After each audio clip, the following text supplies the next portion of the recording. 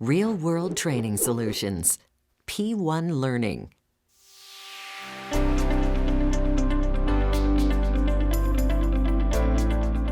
You're meeting with a prospective new customer and things are going well. I mean, they like your product. They agree your target audience is a perfect match for their product.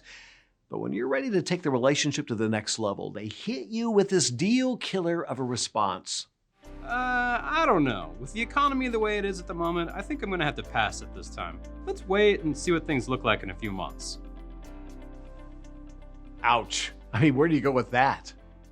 I'm Speed Marriott, this is P1 Learning, and in this session, we're going to work on what to say to that client that's afraid to advertise during uncertain economic times. We're going to examine the two options available to your customer, go or no go. We'll look at the consequences of each of those decisions. We'll talk a little bit about Wall Street. We'll also throw in a little history at the same time, but most importantly, we're going to give you some talking points that you can pass on to that nervous business owner. That there is no better time to market, no better time for your customer to build their brand. So let's begin with a question. Why would your customer want to advertise in a down economy? I mean, heck, they might sell something, right? That could, lead to increased market share, bigger profits, greater personal wealth. I mean, you can see the snowball effect, right? There are two schools of thought when it comes to advertising in a down market, and in extreme cases, dare I say the R word here, recession. Theory number one, don't throw good money after bad. Cut your ad expenditures. Ride it out. The market always comes back. Unfortunately, with this tack, you run the risk of actually creating the effect you're trying to avoid. I mean, you're now out of the sight of the potential customer, and therefore you're out of mind of that potential customer as well. Scary proposition. Theory number two, you can go for it. I mean, you could push the envelope. You could grow. I mean, why wouldn't you want to advertise while your competitors are quiet?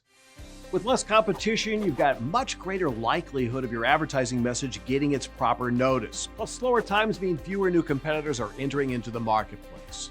You can guess which option I prefer, so here's a little historical research to chew on. McGraw-Hill researched 600 companies during the recessionary periods of the 1980s, and they found that those companies that continued to advertise had sales increases of 256% over their non-advertising counterparts. Further, Adweek published an article way back in 2009 at the close of the Great Recession, citing the pitfalls in reducing advertising budgets.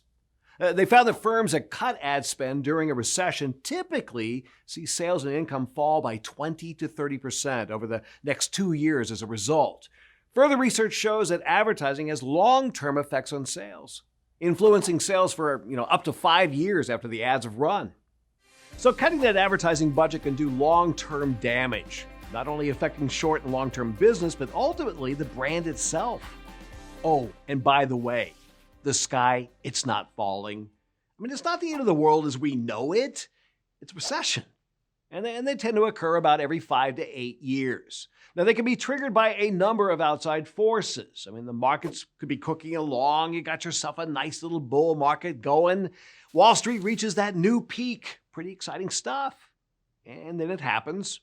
Boom. Some event stops the growth and we move into a bear market.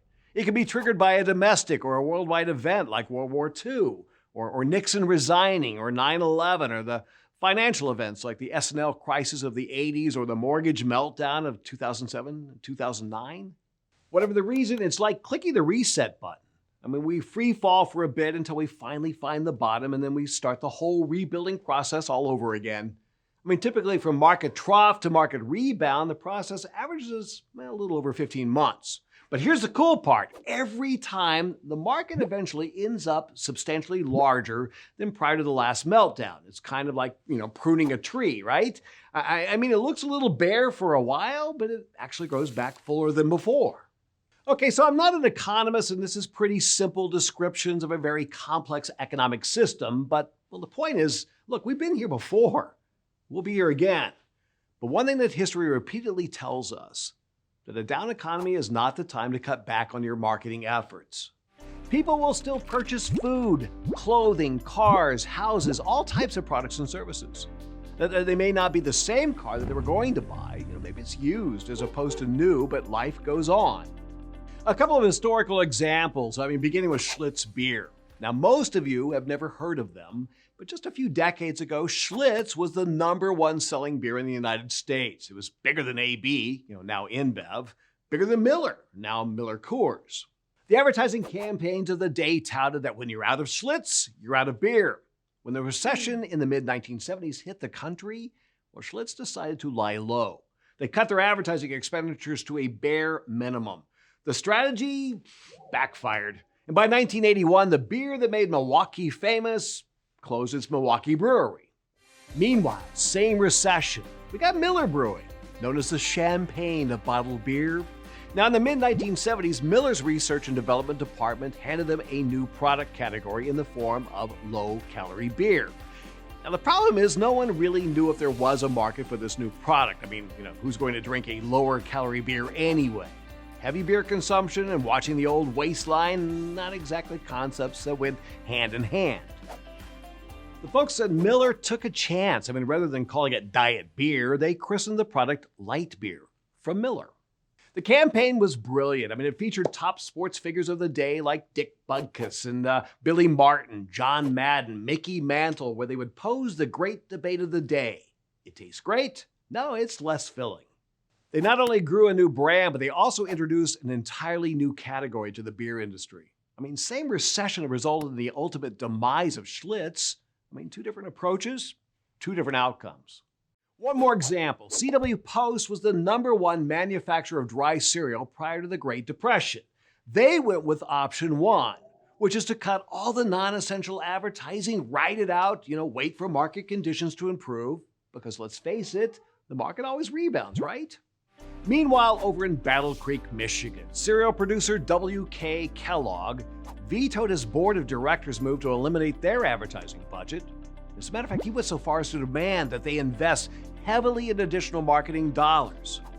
They dominated the advertising landscape during radio's golden age. You know what? C.W. Post was correct. The market did rebound, but changes occurred.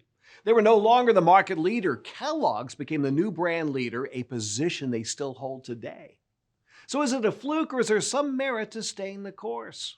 Advertising in a slow economy allows you the opportunity to aggressively market, while your weaker competitors are laying low. So if you choose to sit this one out, but your competition doesn't, guess who's going to be remembered? Further, advertising is a relatively inexpensive way to keep in touch with the customer. You reassure them your company is alive and well, and it's business as usual. New market conditions mean new leads for your employees, new customers entering that marketplace, and we are a part of that sales team. We're going to deliver that message to the masses. We're in the word-of-mouth business. It takes courage. It takes commitment. It may even take some belt-tightening. But a slow economy is the time to grow your business, or risk being replaced in the minds of the consumer. A company's most important asset is top-of-mind awareness and brand equity. And there's no better opportunity for your customer to build both than now. I'm Speed Marriott for P1 Learning. Good selling.